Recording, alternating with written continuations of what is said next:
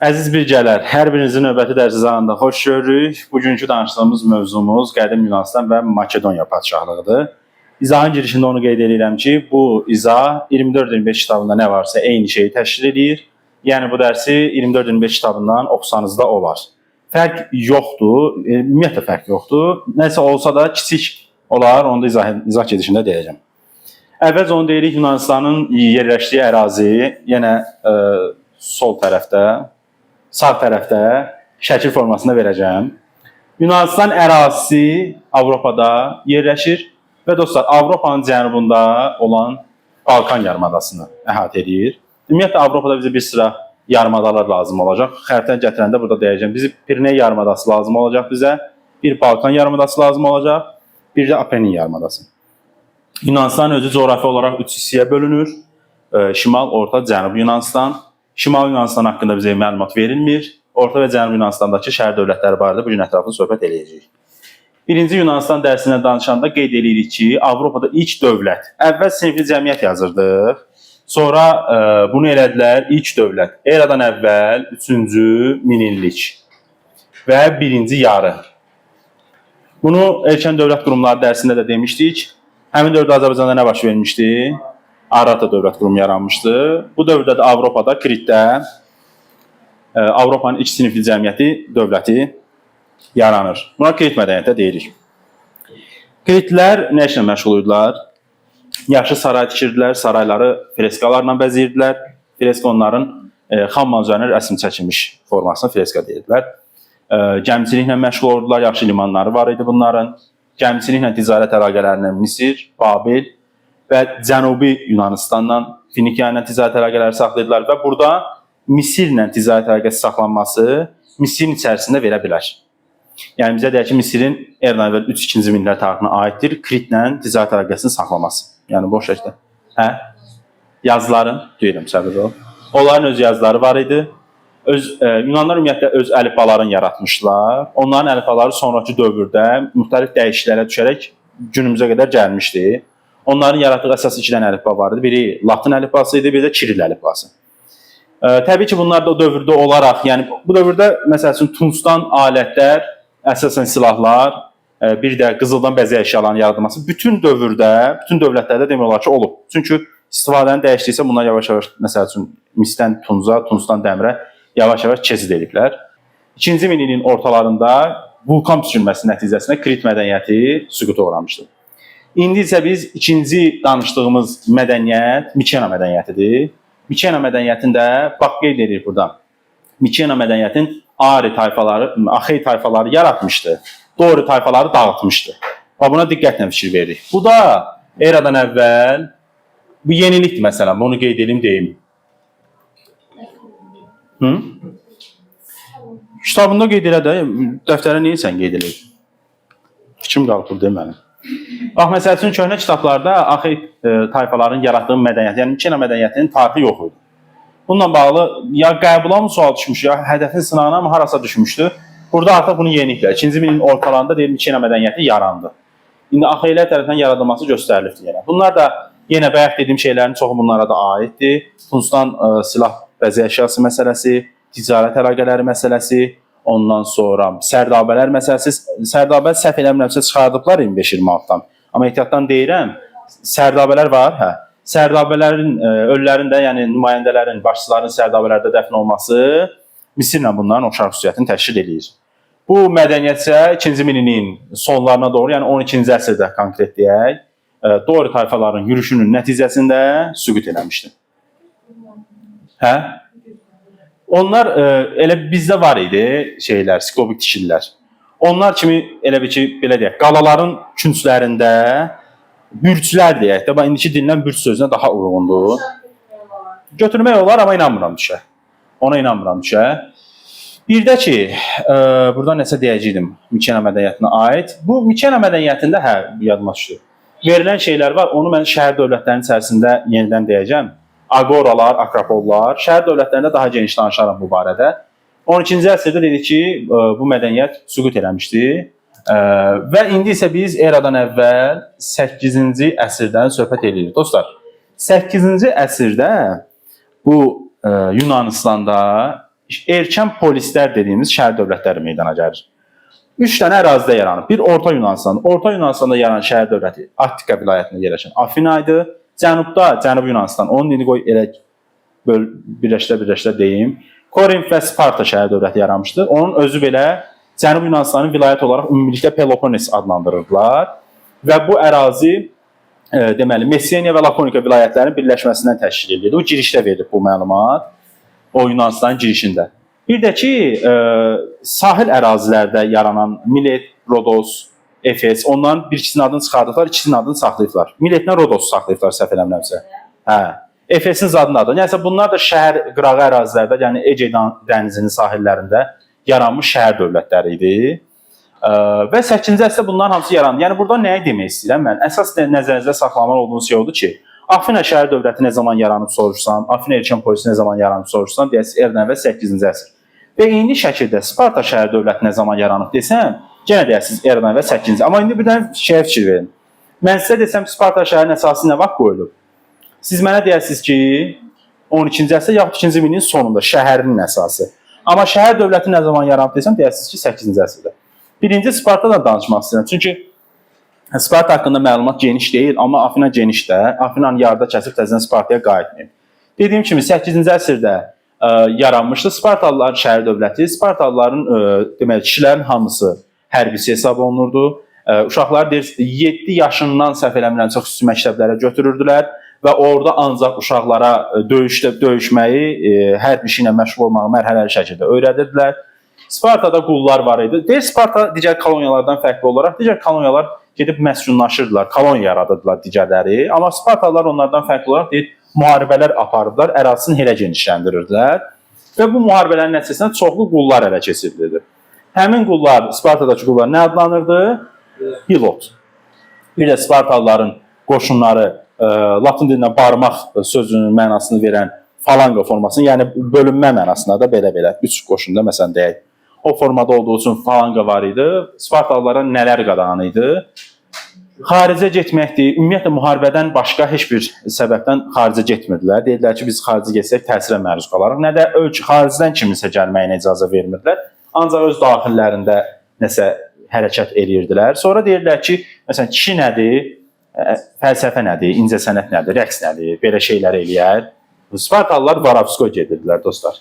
Və onlar eyni zamanda ticarəti falan da xaricdən nə varsa qadağan edirdilər. Bu Spartada 2 dənə orqan fəaliyyət göstərdi. Yəni Afinanın oxşar xüsusiyyətidir bu. Ağsaqqallar Şurası və Xalq Yığıncağı. Ağsaqqallar Şurasının olması Manna ilə də oxşar xüsusiyyət ola bilər. Təzədən Romada da var. Romada adlanır Senat. Araqda, bəli, bizim dövlətlərdə də var, bu tərəfdə də var, oxşar xüsusiyyətləri ola bilər. İndi bunlarda bir dənə maraqlı məqam var. Spartanı 2 nəfər hökmdar idarə edirdi. 2 hökmdar tərəfindən idarə edilməsi Sparta şəhər dövləti ilə Romanın Respublika dövründə 2 nəfər konsul tərəfindən idarə olunurdu. Oxşarlıq düşə bilər. Oxşarlıq düşə bilər. Sonra Spartada Xalq Yığıncağının biraz səlahiyyətləri Afinadakına baxmış geniş idi. Məsəl üçün Xalq Yığıncağı deyir, yalnız burada səs vermə işi ilə yox, həm də qanunların qəbul olunması ilə məşğul olurdu. Və indi bir dənə də şey deyəcəkdim Sparta ilə bağlı. Quruluşu ilə bağlı, idarə forması ilə bağlı. Spartada idarəçi adlanırdı oliqarxiya. Və oliqarxiya idarəçi formasının mövcud olması Sparta ilə Afinanın oxşar xüsusiyyətidir. Bu hədəfin keçən il ya da o birisi il situasiya mövzusuna düşmüşdü, sizə işlətmişdim onu. Dostlar, indi keçək Afinaya. Afinada dedik ki, şəhər dövləti olaraq Orta Yunanistanın Attika vilayətində yaranmışdı. 8-ci əsrdə meydana gəlmişdi, təzədən qeyd eləmirəm. Afinanın, baxın, azad əhalisi, yəni qulları buradan çıxırıq, azad əhalisi 2 yerə bölünür. Biri aristokratlardır, biri də ki, demos. Aristokrat sözünün mənası azların hakimiyyəti, yaşlıların hakimiyyəti, yaşlıların, yəni bunların varlıların nəsildən nəslə keçən idarəçilik forması idi. Demos isə, demosun tərifi topluluqda var idi. Deyir ki, deməli, aristokratlardan başqa yerdə qalan bütün azad əhali. Azad. Çünki, yox, azad deməlisən. Kəndli axı borca görə qul olurdu. Yəni, bütün əhali desən səhv çıxır. Qullar da qatmış olursan ora. Amma bütün azad əhali desən, jungulyorlar, qulaqsın. Bütün azad əhali desən, olur demos. İndi, söhbət edirik Deməli, bunların qurumlarının haqqında da məlumat verilmişdi. Deyir ki, Ağsaqqallar Şurası aristokratlardan təşkil olunurdu. Aristokratların əlində torpaq var idi, vəzifədə iştirak bunların əlində idi. Ağsaqqallar Şurası dediyim kimi onlardan təşkil olunmuşdu. Xalq yığıncağı. Aristokratlar demək olar ki, 8-ci əsrdən idarəsində iştirak edir, 7-ci əsrdə daha təkmilləşmiş formadaydırlar. Xalq yığıncağının özü haqqında. Baxın, burada ən böyük maraqlı məqam odur ki, uşaqlar bəzən fikirləşir ki, xalq yığıncağı 7-ci əsrdə mövcud olub yoxsa yox? Olub. Sadəcə o qədər səlahiyyətli olmayıb. Amma xalq yığıncağının ali hakimiyyət orqanı olması 6-cı əsrdir. Yəni 6-cı əsrə qədər mövcud olub. Hələk, yatma boşuna dönün. 6-cı əsrə qədər mövcud olub. Amma keçən burada problem yaşırdınız dersən. Siz yaşırdınız. Amma 6-cı əsrdə olub ali hakimiyyət orqanı. Xalq yığıncağı, eləmi? İndi bu xalq yığıncağında strateglərin və bu söz əlavə olunubdur, xəzinədarların seçilməsinə nəzarət olunurdu xalq yığıncağında. Ondan sonra yenə burada da yeni şey var, səs verməyə qoyulurdu. Məsələ, ali hakimiyyət orqanı olandan sonra bunlar da başlayırdı qanunu qəbul eləməyə. 6-cı əsrdə xəzinədar. Xəzinədarlar da xalq yığıncağında seçilirdi. İndi isə yavaş-yavaş bunların təsərrüfat həyatından falan danışmaq olar məncə. Məsəl üçün, birinci növbədə onu qeyd eləməliyəm ki, deyirəm, gəldim ora. 7-ci əsrdə birinci növbədə gümüş pullar kəsilməyə başlanır Afinada. 7-ci əsrdə Afinada, hansı ki bu, mən bunu aristokratların hakimiyyətindən danışanda deyirəm. Aristokratlar dediyimiz kimi öz hakimiyyətinin qorunmasına kökləndiyi üçün 7-ci əsr köhnə kitabla 621-ci ildə Drakon qanunları dediyimiz qanunlar toplusunu qəbul edilmişdi. Bu qanunlar dediyim kimi aristokratların hakimiyyətini möhkəmlətməyə yönəlmişdi. Bəzən çox qədər olduğu üçün bunu qanunla yazılmış qanunlar adlandırırlar. Və dostlar, Drakon qanunlarının qəbul olunması orada cümləyə bax. Deyir, Solon islahatları sizə sual verir ki, Solon islahatları niyə həyata keçirilir? Yəni, səbəb nə olur? Deyir ki, iqtisadi böhran ziddiyyətləri, siyasi ziddiyyətləri kəskinləşdirdi deyə artıq bunu oxşada bilərik biz plebey patrisi arasındakı münasibətlərə. Burada da artıq problemlər böyüyürdü deyə Solon islahatı keçirildi. Baxın, bir dənə də sizə tələb verirəm burada. Solonun özü şey deyil idi, strateg deyil idi. Maraqlı olar da, məsəl üçün sizə deyə bilər ki, məsəl üçün, strateg Solonun islahatları nəticədə məsələn qul olma qadağan oldu, səhvdir. Bəli. Çünki fikirləşərsən ki, strateglər adətən Demosun hüquqlarını müdafiə etmək vəzifəsi ilə məşğul idilər. Solon da Demosa aid müsbət bir qanun qəbul etsə, yəqin ki, bu şeydir. Strategdir, amma bu səhvdir. Bu da senatında, yəni Ağsaqqallar Şurasının üzvlərindən biri idi. İndi gələk Solon islahatına. Eradan əvvəl 594, yaxud 6-cı əsrin əvvəli. Solon islahatına danışanda, dostlar, səbəbini bayaq qeyd edelim, indi tərkibinə keçirik. Tərkibində yadda qalan, bu da hamı dilində olan nədir? Borca görə qul edilmə qadağan oldu, borca görə qul edilən afinalar azad oldu, gələcəkdə borca görə qul edilmək olmazdı. Bunlar hamının dilində olanlardır. Amma sizə tələ deyəcəm. Tələ kimi verə bilər ki, quldarlıq ləğv olundu. Səhv. Fikirləşərsən ki, borc olmaz, borca görə olmaz, yəni quldarlıq ləğv oldu. Böyle var idi. Artıq işğallar nəticəsində quldarlıq daha çox üstə idi. Və indi bizə lazım olan əsas şeylərə gəlirik Solon islahatı. 1. Dediyi kimi, ölkədə taxıl və zəruri ərzaq məhsullarının xarici çıxarması qadağan olunur. Keçən izahatda demişdim, bu AXC ilə oxşar xüsusiyyətdir. 2. Baxın, bu 2 dənə ifadəyə diqqətlə fikir versiniz. Diqqətlə fikir versiniz. 1. Birinci ifadə odur ki, əmlakından asılı olaraq vəzifəyə seçə bilirdilər. Bu nə deməkdir? Bəli, yəni varlılar seçə bilirdi, yoxsullar yox. Ayı sual. Vətəndaş, kimə vətəndaş verilmişdi bəs? Kişilərə, azad kişilərə, Afinanın azad kişilərə vətəndaş hüququ verilmişdi və ikinci cümlə lazımlı cümlə nədir bizə verməli olan? Əmlakından asılı olmayaraq xalq yığıncağında iştirak edə bilərdilər. Bəli, əmlakından asılı olmayaraq hamı iştirak edə bilir. Yəni burada ən böyük problem odur. Əmlakından asılı olaraq, əmlakından asılı olmayaraq. Bu iki ifadəni çox qarışdırırsınız. Nəysə dostlar, Solon islahatının məhdud cəhəti o ki, ümumiyyətlə Demos nə üçün mübarizə apardı? Torpaq istəyirdi, vəzifədə təmsil olmaq istəyirdi. Və sual verək ki, Solon islahatının nəticəsində bunların Demosun nə qədər tələbləri qarşılandı? Nə vəzifəyə girə bilmədilər? Bəzi hissəsi girdi, çünki əmlakdan asılı olaraq idi. Nə də torpaq verildi bunlara? Bəli. Perikada veriləcək. İndi yox. Bu Romadaydı sən dediyin ki. Olmaz. Hə, Perikada olmaz. Düzdür, Solonda o barədə məlumat vermir bizə. Amma vermədiyi üçün biz elə qənaətə gələ bilərik. Amma artıq qənaətlərimizdən sual çıxarda bilmərik. Çünki o cümləni sən kitabda görməlisən ki, sən sual çıxardasan oradan. Hə. Nəsə dostlar, 594-cü ildən sonra prosesləri gözlədilər, düzəlsin, düzəlmədi. Müəyyən qədər yaxşılaşdı, amma tam düzəlmədi. Və bundan sonra nə oldu? Ümumiyyətlə, bu dövrdə əslində 7-ci əsrdə ayrıca bir söhbət edəcəm ondan. Koloniyaların meydana gəlməsindən söhbət edirik. Bu koloniyaların meydana gəlməsini bir kiçik keçid edib qayıdıram. Əsas iştirakçılardan biri də Demos idi. Bu Demoslar hansı ki 6-cı əsrdən sonra onlar artıq yaranan tiranlıq rejimini, 6-cı əsrdə yaranan tiranlıq rejimini dəstəklədilər. Və elə 6-cı əsrdə tiranlıq rejimi yarandı. Elə 6-cı əsrin sonunda da tiranlıq rejimi süqut elədi. Niyə süqut elədi? Çünki onların düşüncələrinə uyğun deyil idi tiranlıq. Onlar elə belə həvəslənmişlər. Dedilər, "Hə, yaxşıdır, gəlin belə bir şeydir." Axırda gördülər, yox da bunun da zayı çıxdı. Dedilər, "Yaxşı, qayıdaq əvvəlki rejimizə." Və 6-cı əsrdən etibarən 6-cı əsrin sonlarında xalq yığıncağı oldu ali hakimiyyət orqanı və ondan etibarən xalq yığıncağında strateglər seçilməyə başlandı. Baxın, strateglərin seçilməyə başlanması 6-cı əsrin sonudur. Yəni bəzi dostlarımız bunu Periklin strateji seçilməsindən qarışdırır. Periklin strateji indi artıq Perikldən danışa bilərəm də. Bu hissəni danışım tutarım, sonra keçim koloniyalara, Yunan-İran müharibəsine. Çünki orada bölüb veriblər. Perikl şeydən sonradır. O da biraz itir də bilgi itir, belə yaxşıdır. Mən il olaraq qeyd edirəm dostlar. Çünki niyə? Çünki mən bilirəm. Eradan əvvəl 443-cü ildə yaxud 5-ci əsrin ortalarında Perikl strateji. Bu da bilir. Fidan da bilir. 15 il. Görsən mən də riyaziyyatım yaxşıdır. Nəysə, Fidan çox danışdılar məni. 443-cü ildə strateji seçildi Perikl. Və Periklin özü strateji olaraq bir sıra uğurları imzaladı. Məsələn, neyini? Birinci növbədə bayaq dediyim şey. Artıq yoxsullar vəzifə seçə bilər. Və vəzifə seçildiklərinə görə yoxsullara əmək haqqı verilir. Bir də, indi keçən videoda dərsini demişdim, şəhid ailələri. İndi mən bunu belə ifadə eləməliyəm də qısa olaraq. Vətən uğrunda döyüşmüş insanların və döyüşdə həlak olmuş insanların bir sadə hekayə quranacaq şəhid ailəsi deməliyəm. Deyirlər ki, yox, şəhidlik İslamdadır. Qardaş, gəlin buna türk dilində bir söz tapaq. Yazmışdım elə bu videonun dərsini keçən içində yazmışdım ki, şəhid türk dilində nə deməkdir? Yazmışlar ki, nə? Nə deyir? Şəhid? Ərən yazmışlar, ərən. Adam adı deyil. Sadəcə köhnə türk dilində ərən şəhid mənasında işlənir. Nə qədər doğrudur onu bilmirəm. Deyək ki, burada ərənlərin, bəli, bu cümlə deyir ki, Yunanlar da türkdür. Ərənlərin ailələrinə yardım edir. Bir də orada lazımlı cümlə nədir? Deyir ki, həmin insanların ailəsinə taxıl və pul nə?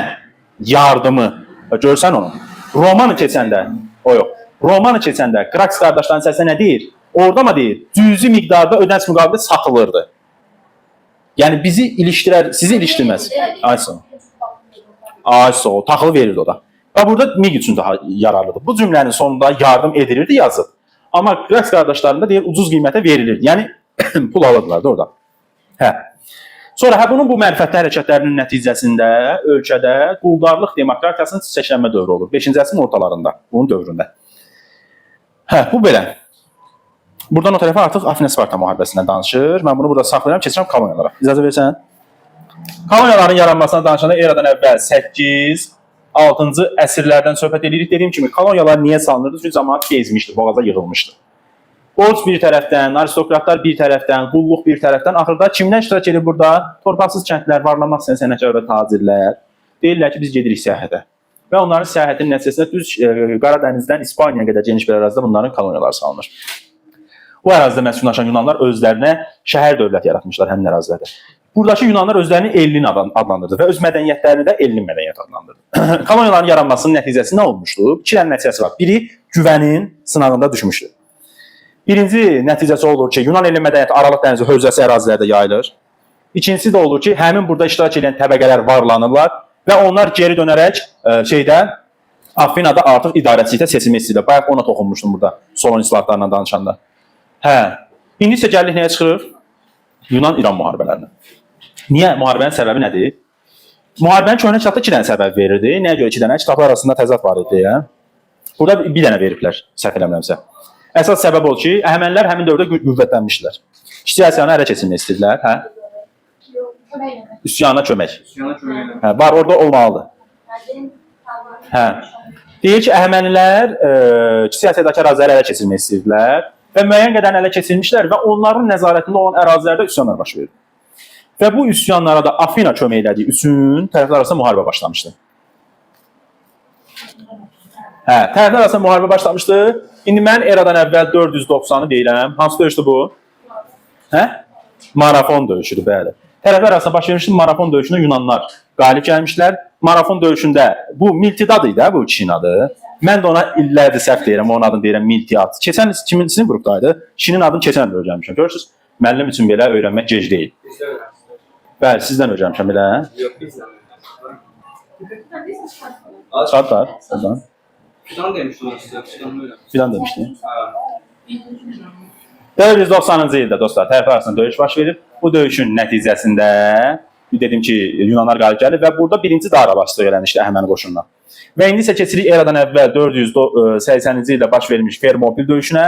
Fermopil döyüşündə ilk dəfə olaraq qalib gəlir Əhəmənilər. Köhnə kitablarda eradan əvvəl 5-ci ildə Əhəmənilərin bir dəfə qələbəsi var idi. Ondan sonra çıxartdılar deyən indi belə deyirəm. Əhəmənilər qalib gəlir və Orta Yunanistanı ələ keçirir. Əhəməni ordusuna kim başçılıq edirdi burada? Yox, birinci Daranoglu. Xerxes başçılıq edirdi. Xerxes. Daranoglu. İskəndərə bax, boynu yerə düşdü. İskəndərin heç dədəsi yoxdur. 480-dən danışırıq. Hesabat. Dəvə arasında sonra bir dənə də döyüş baş vermişdi. 480 Fermopil döyüşündə Spartalıların başçısı vardı, Leonid. Onu da öldürmüşlər bu döyüşdə. Adını saxlayıblar, çıxartdılar. Hə, dedim onda. Sonra 480-ci ildə dediyim kimi digər döyüş Salamin döyüşü baş vermişdi. Plateya deyəcəm onu, ehtiyatdan deyəcəm. Yoxdur, çıxardıblar. Plateya. Salamin döyüşündə deməli Yunanlar qalib gəlir və deyir bir il sonra Əhəmənləri qovurlar Yunanistandan. Bir il sonra deyəndə eradan əvvəl 479. Hə, elə verib. 479-da Plateya döyüşü verib. Bunu mən niyə deyirəm? Çünki sizə işlədəndə testlərdə Plateya döyüşünü söz görəsiniz və topuda da hələ var, çıxartmayıb. Hə, gələcək yenə. Neçə manat? 8 manat orada da. Offside da. Oradan sizə getdi. Dostlar, Xankəndi şəhərində yaşayırsınızsa, Offside mağazasından kitablarınızı ala bilirsiniz. Offside mağazasına təşrif edirəm. Aşağıda qeyd olunmuş nömrələrlə reklamla bağlı digər danışıqları deyək ki, əlaqə saxlasanız, gəlin mən sizin mağazanıza qışqa-qışqa kitabları reklam edə bilərəm. Məsələn, burada kimsə məni İtaliyaya gəlib belə deyərəm. 7 manat 20 qəpiyə kitab var. Elə şeylər ideyalar var. Bilmirəm da dəniz göldür, nədirsə, elə şeylərim var, elə fərasətlərim var. Müraciət edə bilərsiniz. Nəysə dostlar, indi burada Salamin döyüşündə Triyeralardan danışırdı köhnə kitabda. İndi onlardan çıxardıblar. Onu danışmadı bəs. Hər şey danışıramsa təzə izahını çəkirəm. Allah, elə köhnədə nə varsa hər şey danışıram. Deyir ki, orada maraqlı bir dənə məqam var. Deyir, Yunanlar Orta Yunanistandan qovulsa da, İranlar, çaşdırırsınız ha məni, saat 8-ci saxlayıb gəlib şumlayacağım sizi. Yox. Kənd təsərrüfatı nazirliyi də müraciət edə bilər. Nəysə deyir, amma 30 ilə qədər dənizlərdə döyüşlər davam edilmişdir. Və nəticəsində tərəflər arasında 449-cu ildə sülh bağlanmışdır. Deyəcəm də, bunların hamısı ağırlı çıxır. Kitabı qoyublar qabağına, amma elm öyrənirlər. Var, danışacağım da bir dənə. Savadsız. Nədir başa dönüm? Oxuyub deyir. Nəysə, müqavilənin şərtini deyirəm. Müqavilənin birinci şərti o ki, İranlılara Ece dənizində üzmək qadağan olunur. İkinci şərti İranlılar, yəni Əhəməni dövləti müstəqilliğini tanımalıdır Yunan şəhər dövlətini. Bir dənə haranısa situasiya mövzusu var idi. Mətndə İran deyir. Axırda 28-ci sualda yazmış ki, həmin dövrdə İran idarə eləmiş sülalələrin adını yazın. Bir Əhəməni sözünü yaza bilməmişdir uşaqları. Beysavadlığın nəticəsidir bundan hamısı. Ona görə Əhəməni deyirəm ki, bəlkə qabağınıza çıxdı. İndi buradan danışırıq, əvəzin dediyi məsələ gəlir. Afina dəniz ittifaqından. Müharibənin gedişində ümumiyyətlə Afina şəhər dövləti digər Yunan şəhər dövlətlərinə demiş ki, qardaş, gəlin gücümüzü bir ortaya qoyaq. Nə vəsiyyətlə yaratmışdı? Bu güvənin dənə sınaq sualıdır. Əhəmənilərdən müdafiə olmaq üçün, yəni işğalsız məqsədlə yaratmamışlar. Əhəmənilərdən müdafiə olmaq üçün yaranmışdı eradan əvvəl 5-ci əsrdə və bu müharibədə qalib gələndən sonra Afina eradan əvvəl 5-ci əsrdə Aralıq dənizinin ən qüdrətli dövlətindən və dənizin sahibi adlanır Afina şəhər dövləti. Heç nə ticarət əlaqələrini ələ keçirir. Yunan-İran müharibəsi bu qədər də. İndi bundan sonra gəlirəm Afina-Sparta müharibəsinə. Eradan əvvəl 431, 404. Afina-Sparta müharibəsinin səbəbi nə olur? Əvvəlcə onu danışaq. Bu birinci imtahanda situasiya mövzusu düşmüşdü. Səbəbin birincisi o idi ki, tərəflər arasında iqtisadi və siyasi deyək ki, ziddiyyətlər var idi. Elə orada da situasiyada soruşmuşdu, iqtisadi yaz, siyasi yaz. İqtisadi olaraq onu deyir ki, dənizlərdə ticarət uğrunda rəqabət var idi. Siyasi olaraq onu deyir ki, Yunanistanda aralıq uğrunda rəqabət yapılır, mübarizə. Nəticədə bu müharibədə Sparta qalib gəlir. Afina dəniz ittifaqı dağılır. Yunan şəhər dövləti bu iqtisadidir bu dediyim. Yunan şəhər dövlətlərinin təsərrüfat həyatına ağır zərbə vurulur. Sparta qalib gəlsə də bu döyüş ümumiyyətlə Yunan şəhər dövlətlərinə mənfi təsir edir. Gələcəkdə Makedoniyalıların bura işğal üçün zəmin yaranır. Belə. Bitdi. İndi keçirəm mədəniyyətə. Mədəniyyətdən danışırıq. Sizə yad olan bir şey. Mədəniyyətdən danışanda birinci Allahlardan danışmalıyıq. Bunlarda çox Allahlılıq mövzududur. Və bunların baş Allahı vardı, Zevs. Olimp dağının təpəsində otururdu. Orada öz obyekti var. Nə vardı? Yox, belə idi, düzdür. Sonra 3 dənə əsas tanrı verirdilər bizə. Zeus, Aid, Poseidon. Aid var ya reper Orxan Zeynallı. Bax o. O yeraltı tanrıları idi. Yeraltı verilişi serialı yoxdur. Orada şey. Yeraltı tanrısıydı. Yəni ölü ruhlarına. Poseidon da hə, bilir, pələk də bilir. Poseidon da suiti idi. Poseidon Süfanın tanrısıydı. Su tanrısıydı, bəli. Nəysə dostlar. Bir də görəsiniz Süfan mənə zəng edib söhbətə çağırır ki, mənim videoda mənim tanrılar niyə danışırsınız? Nəysə bu allahlar var idi. Bundan başqa bir neçə allahların adı verib. Herakldır, Dionisdir. Dionis alqaşların allahıydı. Selena'dakı o kino var ya, türk, bax o. Nəysə, bu allahlar bu qədər. Sonra məsələn orada teatrdan danışır. Erdəm və 5-ci əsrin ortalarında deyir ki, bütün Yunanistanda açıq ərazidə teatrlar tamaşaya qoyulurdu. Teatrlarda kimin şərəfinə tamaşa qoyulurdu? Dionisin. Dionis yeyib gəlib belə eləyirdi, əmanimə eləyirdi, cəmaət çıxırdı, başlayırdı oynamağa. Və ilk pyesin müəllifi kim idi? Esxil. Esxildən başqa burada həm də Sofoklun əsərləri tamaşaya qoyulurdu. Teatrda belə getdi. Sonra təhsil həyatından danışaq. Təhsil həyatından danışanda gimnaziyalar var idi. Gimnaziyalar, kişi gimnaziyalar adətən varlıların uşaqları oxuya bilirdilər. Stil adlanan qələm var idi. Onlara Homerin İlyada və Odessiya dastanları orada öyrədilirdi. Zamanı çıxarılıb. Homerin dastanının zamanı çıxarılırdı. Sonra nə başlığı qaldı orada? Əlifba. Onların əlifbanın bəhrəsində dolayısıyla danışdım. Dedim ki, onların öz əlifbaları var idi. Kiril və Latin əlifbasını yaratmışlar. Sən nə deyirsən? Olimpiyon. Qorxma. Bir də düz deyir, əvəz doğru deyir. Olimpiya oyunları. Biz Olimpiya oyunları haqqında geniş məlumat veribdik. Ümumiyyətlə marafon döyüşündə danışanda orada bir dənə şey var idi. Söhbət özüm onu danışmadı, marafon qatışı. Mənasız şeydir, onu kimdən soruşsan bilir. Erdəm 776-da ilk Olimpiya oyunu keçirmişdi. Bax burada maraqlı iki dənə şey yadıma düşdü. Bax. Bir oradakı dostlar deyir, Peloponnesdə Olimp şəhərində Zevsin şərəfinə Fidi heca qoymuşdu. Bax, bu bir. İkincisi də ki, memarlıqdan danışanda Parfenon məbədində ilahə Afinanın şərəfinə Fidi heca qoymuşdu. Deməli, Fidi bunların memarı heca taraşı olub. Bu iki dənə heçəyin əsasını qoyub. Bir, Zevsin şərəfinə Olimp şəhərində, bir də Parfenon məbədində Afinanın şərəfinə. Bax, bu yaxşıdır. Neysə, bu 4 ildən bir keçirdi. Müharibələr dayandırılırdı. Ən çətini 4 dənə atın üstündə. Arabalarda qaçırdılar, o oyun çətin idi. Qalib gələnə şey verirdilər, zeytundan taxnəmə. Lazım deyil, belə ona görə bir başdan getdi danışan ki, ehtiyac yoxdur. Bir dənə müharibələr dayandırılırdı bu olimpiya oyunları olanda. Bir də qadınları buraxmırdılar. Nəyə görə buraxmırdılar? Çünki kişilər lüt oynayırdılar orada. Deyirlər, əxlaq var imiş də orada. Deyirlər ki, cəmaatın hansı başçısı var. Çıxın çölə. Nəysə dostlar, bu da məlumat lazım deyilsə. İndi isə nə? Sol. Birinci şeydən danışım. İndi dedim. Parfenon məbədindən. Bunların memarlığından danışırıq dostlar. Memarlıqda bizə əsas lazım olan Parfenon məbədidir. Əslində köhnə izahlarda bu barədə danışmışam. Elə onu deyirəm. Parfenon sözünü nətər yada saxlamaq. Bir də bizə vermiş Romada Panteon var, nətər yada saxlayırıq. Parfenonda F var. F-nı Afin olaraq yada saxlayırıq. Bir də Panteon var. Panteonda da T var. Aferin. Oxuma yazmamızda var. Panteonda da ki T-nı yadda saxlayırıq İtaliya olaraq, yəni Roma. Yəni bu məbədlər çox qarışdırılır. Bunu ayırmaq üçün maraqlı bir üsuldur bu. Var. Hamısında var. Parfenon elə hamısında var çıxartmışlar. İndi gələk o alimlərdən danışaq. 4 dənə alimin adı verilib bizə. Demokritdir, Aristoteldir, Herodotdur, bir də Hipokrat. Bu Demokrit atom parçalayıb. Deyir ki, zərrələr belə, zərrə mənəm, günəş mənəm. Sonra Hipokrat vardı, o dövrdə şeylərin tipin atası hesabı olunur, başlayıb xalatı ortaya çıxardıb, həkimlərdən şirinlik almağa başlayıb. Sonra Herodot da bizim elmimizin atası hesab olunur. Çor imiş Herodot dersən. Kimdir o? Herodot çor idi dersən. Alimler mi? Yox.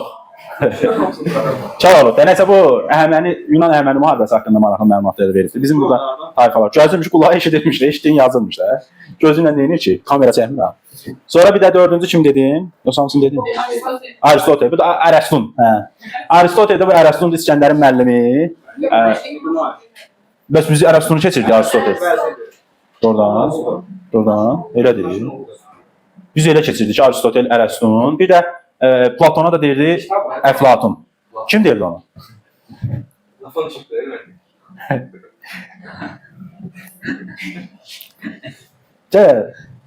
Təsirimizə davam edək. Nəysə, bu şəxslərin haqqında Aristoteldə elmləri təsnifatlaşdırıb. Onun da fəaliyyəti budur ki, biologiya, tarix, oyunçuluq, belə maldarlıq və s. Belə, mədəniyyətdən fikirləşim görüm, qullar məsələsi qalıb. Yunanistanın özündə qulları insan ayaqlı adlandırırdılar. Bir də dediyim kimi qullar daha çox müharibələrin nəticəsində ələ keçirilmiş hesab olunurdu. Bir nə yadımdan çıxdı? Mədəniyyət, təsərrüfat. Məncə hamısını danışdım. Məncə. Nəyi? Fərsi də danışdım. Mən hamısını danışdım. İndi keçək Makedoniyaya. Makedoniya azdır, bir günlükdür. Fısıldama, topoy. Mənlə gedəsin, onsuz da. Makedoniyadan danışanda deyirik ki, Afina-Sparta müharibəsinin nəticəsində o dövrdə ondan sonraya düşür. Əslində, prosto biz elə deyil, uşaqlar bəzən çaşır. 4-cü əsrin konkret olaraq desək, eradan əvvəl 4-cü əsrin ikinci yarısında bu Makedoniya dövləti 2-ci Filippin dövründə öz qüdrətli dövrünü yaşayırdı. Makedoniya dövlətinin birinci paytaxtı Pella şəhəri idi. Sonra da Babil şəhərinə köçürüləcək. Onu da yolsuz danışacağam. 2-ci Filippin dövründə dövlətin əraziləri genişləndirilmişdi və bu genişləndirmənin nəticəsində gedib dirənmişdilər Yunan şəhər dövlətlərinin qapısına. Və tərəflər arasında eradan əvvəl 338-də Xeroneya döyüşü baş verir. Xeroneya döyüşündə yekunda Makedoniyalılar qalib gəlir. Oxşarlıqları yazılmalıyam ha. Onu yadıma salın. Yekunda Makedoniyalılar qalib gəlir və bu döyüşdə Makedoniyalıların qalib gəlməsinə təsir edən şey Yunanların pul vasitəsilə satılması olur ki, şəhərin qapılarını açırlar. Bu da test sualıdır, hardasa görmüşəm. Topuda var, hə? Sonra bu döyüşdə də İskəndər sərkərdə kimi iştirak edib. Bayaq Hindistanın testinin eradan əvvəl 4-cü əsr Yunanistan və eradan əvvəl 4-cü əsr Hindistan oxşar xüsusiyyəti düşmüşdü. Orada İskəndəri demədik, çünki bu döyüşdə hökmdar İskəndər deyil idi. Bundan sonra İskəndər hökmdar olaraq gəlir. Eradan əvvəl 336-dan 323-ə qədər. İskəndərin əsas adı Aleksandrdır, onu da biz düzəltmişik, İskəndər eləmişik. Bu İskəndərin dövründə həmənlə müharibələr davam elətdirilir. Deməli, gəlir, düşür aşağı Yunanistanı, Suriyanı ələ keçirir. Sonra gedir Misiri müqavimətsiz tutur, bu söz önəmlidir. Ondan sonra gəlir Əhəmənilərlə müharibəni yenidən davam elətdirir və tərəflər arasında 331 Qavqamiya döyüşü baş verir. Bu döyüşdən savayı tərəflər arasında Qranik və İs döyüşləri də baş vermişdir. Keçən dərs demişdim, 334-333. Qavqamiya döyüşünü uzatmaq istəmirəm, bunu keçən də danışmışam. Nəsə yekunda 330-cu ildə gedib Persopolu tutur, yandırır. Burada Zərdüştlüyün kitabı Avestada yanır.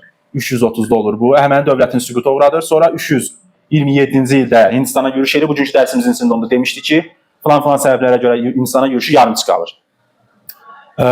Sonra da 323-cü ildə ölür. Eradan əvvəl 323-cü ildə ölür. Ölümündən sonra dövlət 3 əraziyə bölünür. Biri Selevki, biri Makedoniya, biri Misir padşahlığı yaranır. Dediyim kimi Babil sonradan bunun paytaxtı olur. İndi isə bəli, Misirdə İskəndəriyyə şəhərini salır, o Misir padşahlığının paytaxtı olur. Bunun ölümündən sonra yaranmış Misir padşahlığı olur. Makedoniyanın deyil. Yox. İskəndəriyyəni Makedoniyanın paytaxtı saymırıq. Keçən dərs yadında da o məsələyə toxunmuşduq. O Misir padşahlığının, amma qədim Misirin deyil. Ptolemeylər sülaləsi demişdim, mən sizə yadınızdadırsa. Bax, həmin Ptolemeylər sülaləsinin idarə elədiyi Misirin paytaxtı olmuşdu. Yəni qədim Misirin paytaxtı olmuyor. Çünki süqut eləmişdi qədim 525-də. Hə. Nəsə bu İskəndəriyyə şəhərində Mayakını uzatmışdı, dünyanın 7 möcüzəsindən biri hesab olunur. Ondan sonra orada 2 dənə alimi saxlamışdı. Arximedlə Evkliddir. Ondan sonra elmi ilə bağlı çox orada da 2 dənə əlavə məlumat var, ona bizə ehtiyac yoxdur. İskəndərlə bağlı məncə unutduğum şey yoxdur. Dəftərlərinizi açırsınız, son olaraq oxşarlıqlarınızı yazdırım, ondan da dərsimiz yekunlaşsın. Birinci oxşarlıq qeyd edirik. Hə? Əhəmənin süqutu. Yazımda başını. Birinci yəni deyirəm, kamera üçün deyirəm, sonra sizə dənə-dənə dəyəcəm. Birinci oxşarlıq layihəmizi yazırıq. Oxşarlıqda Əhəməni ilə mübarizə. Əhəməni ilə mübarizə eradan əvvəl 6-cı əsr Misir, Hindistan, eradan əvvəl 5-ci əsr Yunanistan, eradan əvvəl 4-cü əsr deməli Makedoniya dövləti, bir də eradan əvvəl 6-cı əsr Əhəməni dövləti yox, Əhəmənilərlə mübarizə Midiyanın oxşar xüsusiyyəti ola bilər. Makedoniyanla mübarizənin oxşarlığına, Makedoniya ilə mübarizənin oxşarlığını deməli dostlar qeyd edirik. Eradan əvvəl 4-cü əsr Əhəmənini, Misiri yazmırıq, çünki Misir dövlət deyil idi, həm də Misir müqavimətsiz ələ keçirilmişdi. Makedoniya mübarizəyə eradan əvvəl 4-cü əsr yazırıq Yunan şəhər dövlətlərini. Sonra Makedoniya ilə mübarizədə qeyd edirik, Hindistana yürüşü var, Hindistanın yürüşünə məruz qalmasının oxşarlığını qeyd edirik. Yürüşə məruz qalması qeyd ediriksə, Misiri də qeyd edə bilərik, ifadədən asılıdır. Bir də eradan əvvəl 2-ci əsr, orada Roma var. Romada Makedoniyanın özünə tabe eləmişdi, bu da mübarizə aparma kimi hesab olunur. Nəysə demək yadından çıxdı. Xeroneya döyüşünün nəticələri barədə geniş danışmamışam, indi yadıma düşdü. Tez onu deyim. Bu Xeroneya döyüşündə dostlar, bayaq əslində qısa olaraq dedim ki, Yunan şəhər dövlətlərinin xarici müstəqiliyinə son qoyur Makedoniya. Spartadan başqa digərlərinin xarici, amma o birlərin deyir daxili müstəqiliyinə toxunmur ha. Əvvəl kitabda fərqli yazır, daxili müstəqilliklərində son qoyur yazır. Amma daxili müstəqilliklərini saxlayırlar. Spartadan başqa. Sparta saxlanır. Amma Sparta ümumiyyətlə xarici müstəqilliyi də saxlanmışdı. Hə, bu məsələni bayaq yadından çıxıb deməmişdim. Bir də oxşarlıq yazırıq. Oxşarlıq yazırıq. Hindistana yürüş eləyənləri yazırıq. Çıxadı. Hə dostlar, növbəti oxşarlığımızı yazırıq. Hindistana yürüş edənlər. Deməli, eradan əvvəl 2-ci minillik arilər köç eləyiblər. Eradan əvvəl 6-cı əsr Əhəməni, eradan əvvəl 4-cü əsr deməli Makedoniya, eradan əvvəl 4-cü əsr Makedoniya, sonra keçib bizim eraya. Bizim eradan danışanda Əhəməniyə qədər Ərəbə qədər neçə qalıb? Ərəb də gəlir. Əməvi sülaləsi gəlir, hə? Bir ayət sonra Mihraqul yadanmışdı. Bəli. Bizim erada danışırıq. Deməli, Axund hökmdarı Mihraqul, sonra Əməvilər sülaləsi Ərəb xilafəti, ondan sonra gəlir Sultan Mahmud, Qəznəli dövləti, ondan sonra Dehli hökmdarı Əlaəddin Xələci qeyd edirik, Monqolları qeyd edirik. Ondan sonra 1200, 1300-ə gəlir Teymuru qeyd edirik. 1400, 1500, 1500-də böyük Moğolu qeyd edirik. 1600, 1700-də Nadir Şah qeyd edirik. 1700-də təzədən Fransa ilə İngiltərəni qeyd edirik. Hə dostlar, bugünkü dərs izahımızla başa çatdı. Videonu bura qədər izləmişsinizsə həmişə kimi. Bunu xahiş edirəm möhtəri kimin qarşınıza qoyun. Videonu bəyənirsiniz, rəy yazırsınız. Varsa əgər səhv etdiyim nöqtələr onu mütləq rəylərdə qeyd edirsiniz. Ola bilsin ki, tələsik danışmışam və s. səbəbə görə hansısa məsələni səhv qeyd edirəmkən. Özünüzə yaxşı baxın, növbəti dərs izahında görüşərik.